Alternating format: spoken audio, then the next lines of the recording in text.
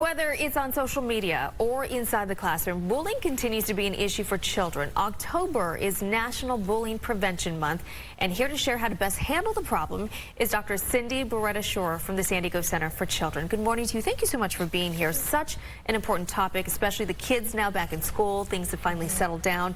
But I understand that bullying tends to happen, especially in middle school. Why is that? Well, it can happen at any stage of, a child's development, but middle school tends to be where developmentally kids are figuring out the in-groups, the out-groups, where they belong.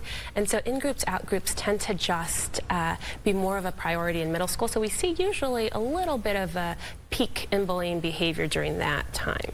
Would you say the problem or the issue is bigger now? Is it getting better? Because it's a topic that I really feel people have been tackling over the last few years especially. Right. So we're definitely getting more attention about bullying recently, and that's just a couple of things have contributed to that. One, we're more interconnected. We have social media and more platforms for people to raise awareness. And we're also just more educated, similar to the Me Too movement, where we now have a vocabulary to understand what's happening. We now can define bullying and don't dismiss it as kids being kids or just, developmental bumps that kids go through, growing pains. We now have a vocabulary, and so it's getting more attention because And I know this is a complex question, but what makes someone a bully? Yeah.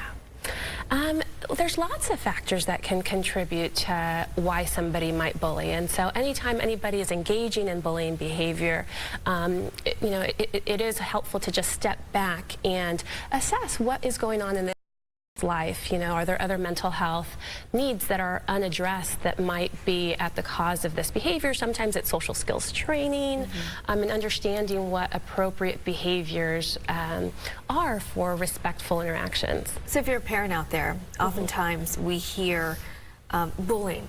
It unfortunately can end in a tragedy because those children, they don't talk about it. Sure. What are some of the signs that parents especially can look out for? Because you do hear, I didn't realize or I didn't see the warning signs that my child was hurting. What do we need to know? Sure. So the first one is education. So education to everybody. We need to build communities that are respectful and inclusive and teach kids how to interact in a respectful way, set the expectation for the entire community, and have a dialogue with kids daily about what's going on at school, how they're feeling, how are kids interacting. So at a general level, just set a platform that addresses everybody.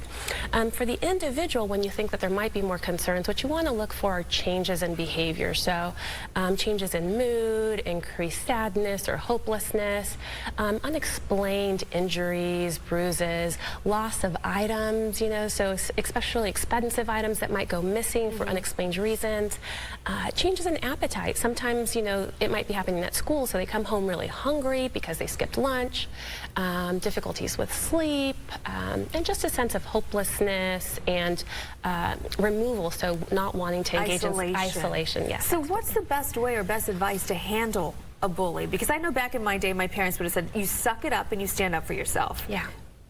So now we know that it really takes a village. We need to include both the academic institutions, the administrators, families, and children. We need to train everybody on what respectful, inclusive interactions look like, and that this needs to be a very systemic distribution of efforts. And so kids need to be taught what is respectful language, what is bullying, what's that vocabulary, and have weekly meetings to kind of talk about these topics about, just pro-social behavior. And there are resources out there. Absolutely, absolutely. Yep, there's curriculum out there that schools can implement. Some schools have safety committees that parents can be involved in and students can be involved in too, to kind of help promote respectful interactions. All right, Doctor, thank you so much for your time. As I mentioned, such an important issue to tackle and to take on and to have that dialogue. Yep, absolutely. Right. Appreciate your time.